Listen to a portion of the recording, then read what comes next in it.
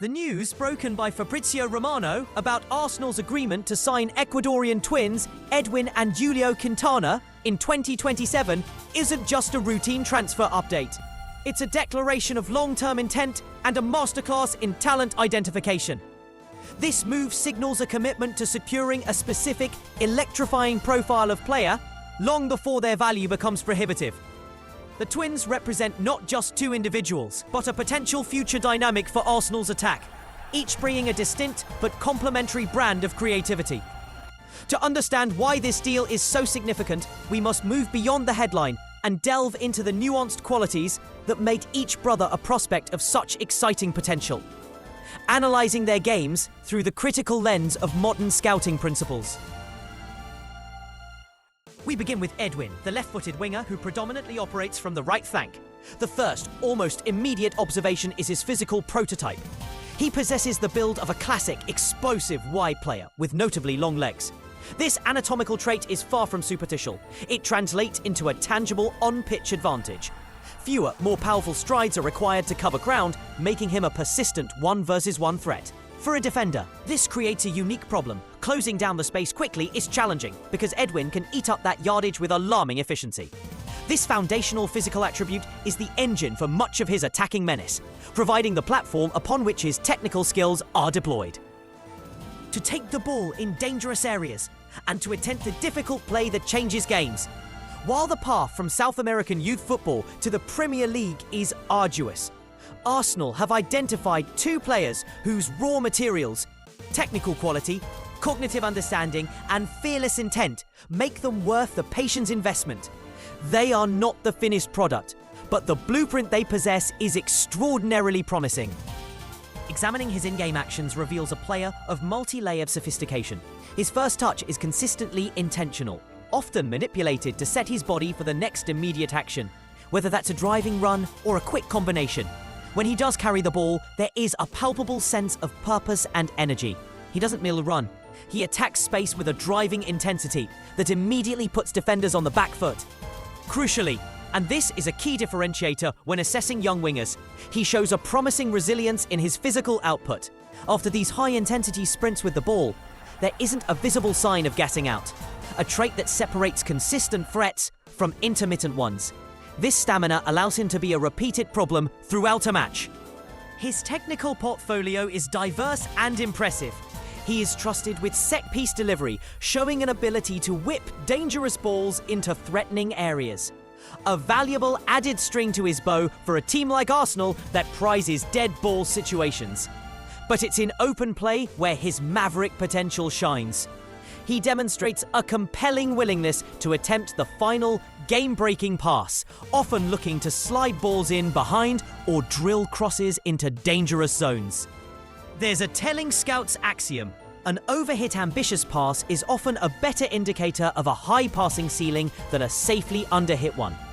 Edwin consistently attempts passes that, even if they don't always find their target, reveal an advanced understanding of space and the confidence to try and unlock a defense. One moment encapsulates this perfectly. Receiving on his supposedly weaker right side, he deftly adjusts his body to open up the pitch and attempts an exquisite defense-splitting pass that, while slightly overhit, is of a ridiculously high technical and conceptual level. This leads to a nuanced discussion of a potential developmental point. With such natural ability, there can be a tendency towards casualness or a lackadaisical approach in certain moments.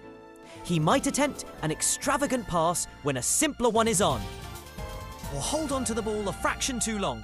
However, from a talent development perspective, this is not an immediate red flag. You would much rather coach a talented player to refine his decision-making than try to instill bravery and creativity into a conservative one. His willingness to try these difficult actions in youth games is a positive sign of a player unafraid of responsibility. Perhaps most encouragingly, Edwin displays a growing football intelligence. He understands the concept of pacing a duel, often slowing his run momentarily to unbalance a defender before exploding past them. He also shows promising spatial awareness by popping up in central zones, like the left half space, and being equally effective, combining neatly and driving at the heart of a defence. His desire to go on the outside of a defender, a route often neglected by inverted wingers, is another major positive, especially for the Premier League, where access to the inside channels is frequently blocked by packed defences. In essence, Edwin Quintana presents as a modern, multifaceted wide attacker, physically adept, technically bold, and intelligent in his movement, embodying the Maverick label with his game-changing intentions. Shifting focus to his brother, Julio Quintana, we encounter a different but equally fascinating profile. Where Edwin is the dynamic wide threat, Julio is the central conductor, a pure number 10 operating between the lines. His game is predicated on vision, touch, and the geometry of attack. His first notable strength is the weight and variety of his passing. He consistently looks to play forward, probing passes into the feet of forwards or into pockets of space for runners. The intent is always to progress the play and disorganize the defensive structure. He has an eye for a penetrative pass and the technical ability to execute it, often with a pleasing, inviting weight that allows the receiver to continue their momentum. Julio's reception skills in tight spaces are smooth, and he shows a good understanding of how to position himself to receive on the half turn, a vital trait for any elite-level midfielder. There is a clear footballing brain at work, one that is constantly scanning and assessing the passing lanes ahead of him. However, the analysis of his footage reveals a more pronounced developmental challenge compared to his brother. His physical engine and capacity to withstand contact.